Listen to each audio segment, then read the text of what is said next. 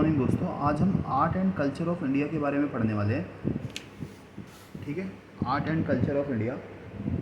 Art क्या है basically, अगर हम बात करें आर्ट की, आर्ट क्या है? कला, यानी कि उस कल्चर को चलाने की कला। ठीक है, इंडिया में क्या क्या है ये कहना चाह रहा है, यानी कि कितने तरह के हमारे पास ऐसे कलाएँ हैं और ऐसा कल्चर है हमारे इंडिया के अंदर जो हमें क्या बताएगा, जो हमें क्या यह बताएगा कि हमारे इंडिया के अंदर कितने तरह के धर्म में हमने इंडिया को बांट रखा है, किस किस बेसिस पे हमने बांट रखा है, लैंग्वेजेस के बेसिस पे, रिलीजन के बेसिस पे।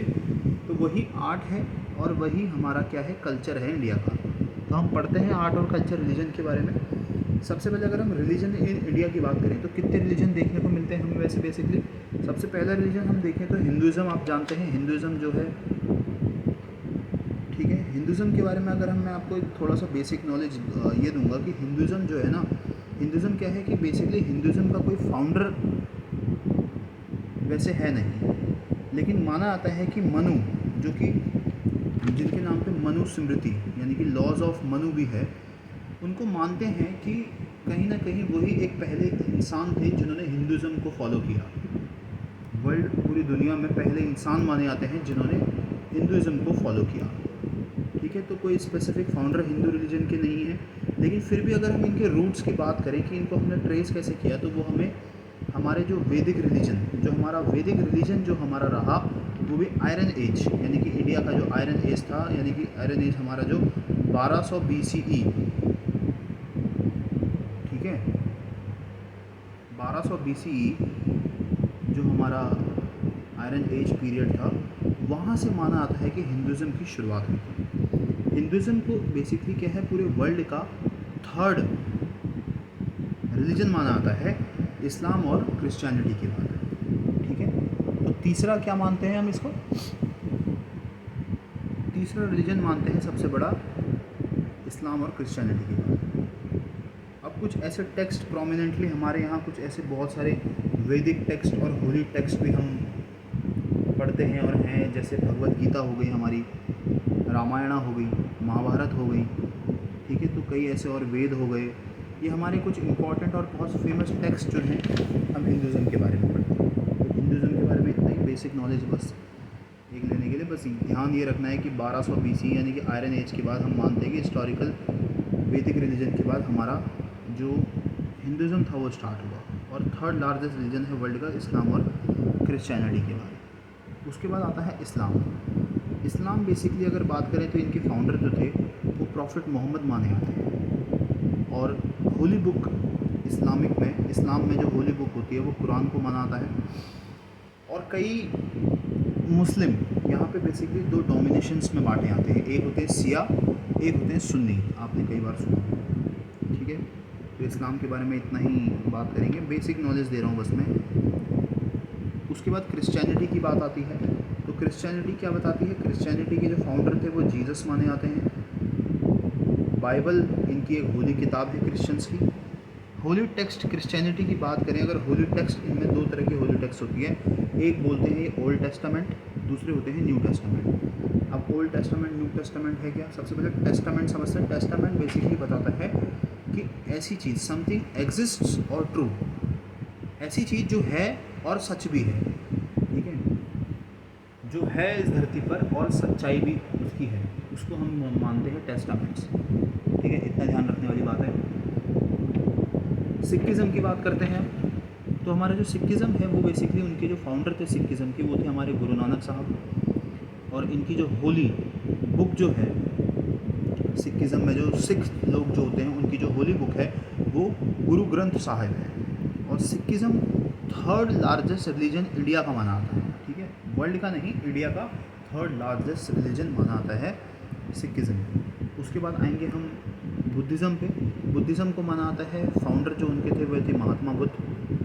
आप सभी जानते हैं जिनको एनलाइटमेंट जिन्होंने प्राप्त करी थी बोध गया में, बिहार में।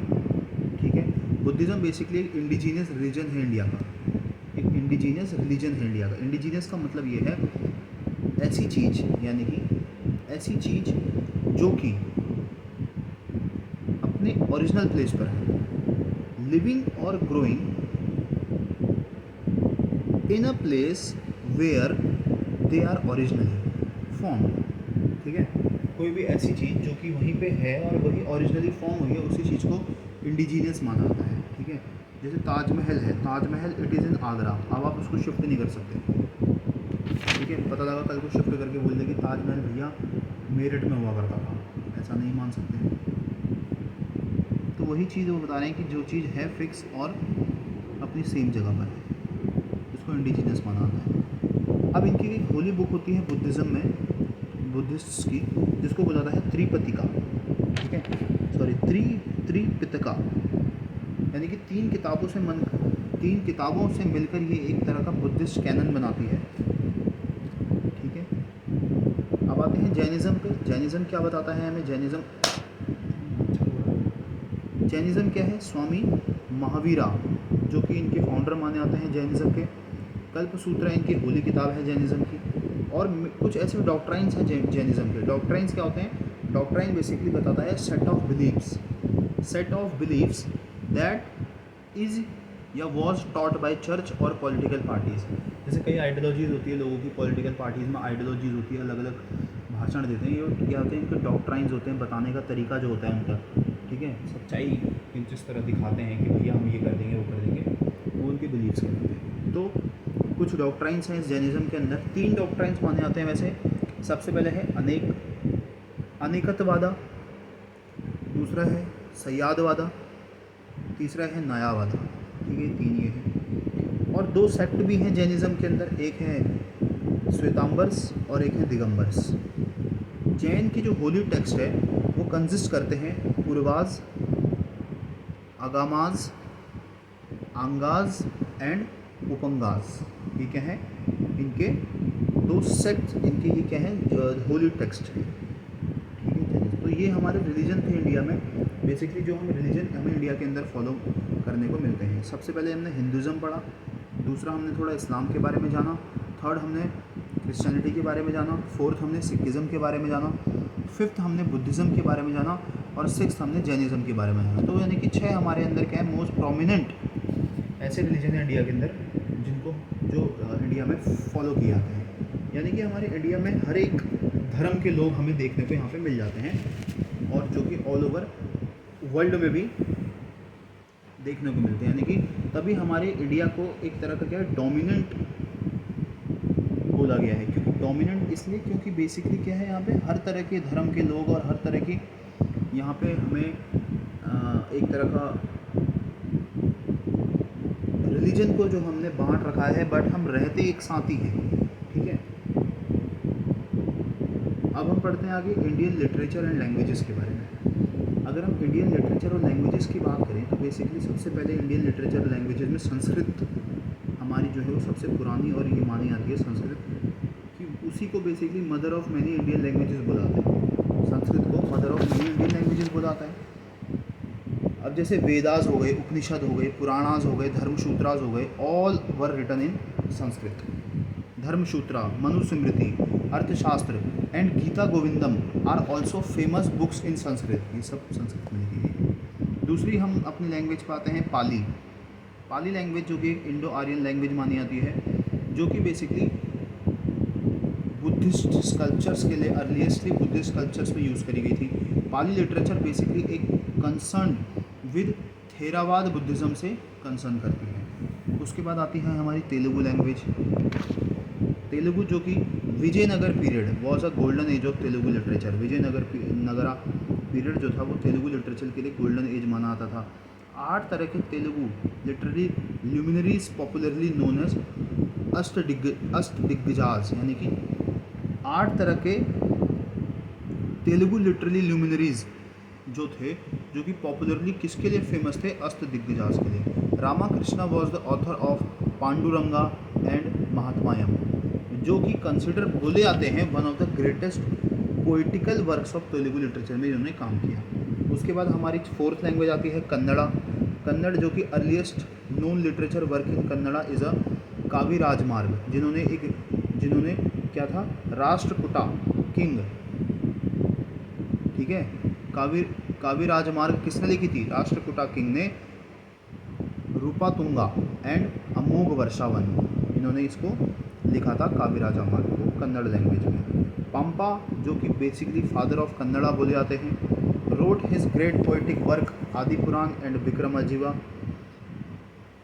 Vijaya in the 10th century AD. उसके बाद आती है हमारी मलयालम। मलयालम क्या है, लैंग्वेज बेसिकली एमर्ज होती है 11 सेंचुरी एडी से लेके 15 सेंचुरी एडी तक। मलयालम किस में लिखी, मलयालम बेसिकली रिकोगनाइज एक इंडिपेंडेंट लैंग्वेज मानी जाती है। भाष्य कौटिल्य एक कमेंट्री जो कि अर्थशास्त्र में, और कोकस निसाम एक दो ग्रेट वर्क इनके थे जो हमें देखने को मिलते हैं। रामा पनिक्कर एंड रामानुजन एजुतचन एक तरह के वेल नोन ऑथर थे मलयालम लिटरेचर। इसके बाद आती है Tamil. Tamil basically mother tongue of the Dravidian family मानी जाती है। क्या मानी जाती है? Mother tongue of Dravidian family. Sangam literature एक तरह का कलेक्शन है, इसमें शॉर्ट पोएम्स कंपोज होती है various poets in praise of numerous heroes and heroines. Persian और उर्दू आती है इसके बाद। उर्दू एक तरह की ऐसी लैंग्वेज है जो कि इंटरेक्शन है हिंदी और पर्शियन का, ठीक है। एक तरह का क्या बोला इसने, उर्दू एक ऐसी लैंग्वेज है जो कि पैदा हुई है इंटरेक्शन ऑफ हिंदू और पर्शियन से, ठीक है। अर्लीस्ट उर्दू पोएट जो कि आमिर खुसरो को माना आता है, आमिर खुसरो को उर्दू पोएट माना जाता है। उर्दू बेसिकली एक नया फॉर्म ऑफ पोएट्री जिसको नज़्म कहते हैं, क्या बोलते हैं? नज़्म। Urdu has given a new form of poetry जिसको नज़्म बुलाता है पोएट्री के फॉर्म में।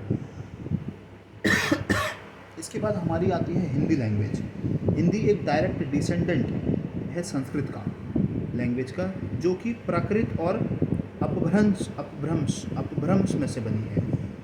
हिंदी एक डायरेक्ट डिसेंडेंट है संस्कृत लैंग्वेज का, जो कि प्रकृत और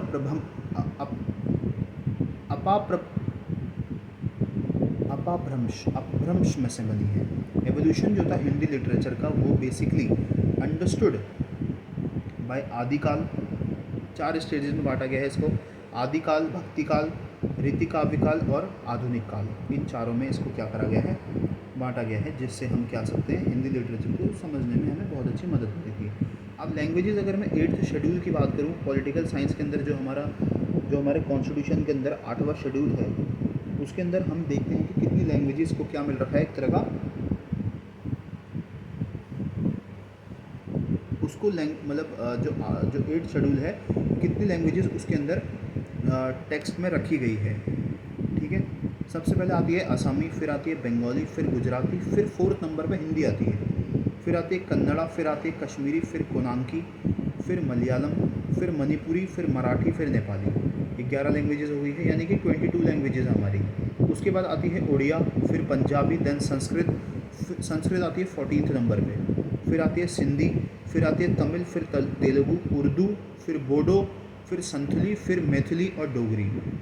अब आपको ये याद रखना है जो 20th नंबर पे जो संथली आती है, संथली अब इम्पॉर्टेंट बन चुकी है। क्यों? क्योंकि जो हमारे प्रेसिडेंट है मिसेस द्रौपदी मुर्मू, वो क्या है, वो संथली जाति यानी कि उड़ीसा से बिलोंग करती है, एक संथली जाति से भी हैं और संथली क्या है उनकी लैंग्वेज भी है, ठीक है। इसीलिए वो एक इम्पॉर्टेंट बन चुकी है, तो क्वेश्चंस में पूछा है। यानी कि हमारा जो 8th शेड्यूल है, 8th शेड्यूल किसको बताता है, वो लैंग्वेजेस को बताता है। हमारे इंडिया के अंदर जो लैंग्वेजेस हमें क्या है बेसिकली एक तरह का मेन सेक्ट में डाली गई है कि ये हमारी क्या है इंपॉर्टेंट लैंग्वेजेस हैं। यानी कि जब कभी भी क्वेश्चन पेपर जब बनते हैं कॉम्पिटिटिव एग्जाम में, तो ये एटलीस्ट उनको 22 लैंग्वेजेस में वो एग्ज़ाम को दे सकते हैं। जैसे यूपीएससी हो गया, यूपीएससी में आप कोई भी इनमें से कोई भी लैंग्वेज को चूज़ कर सकते हैं,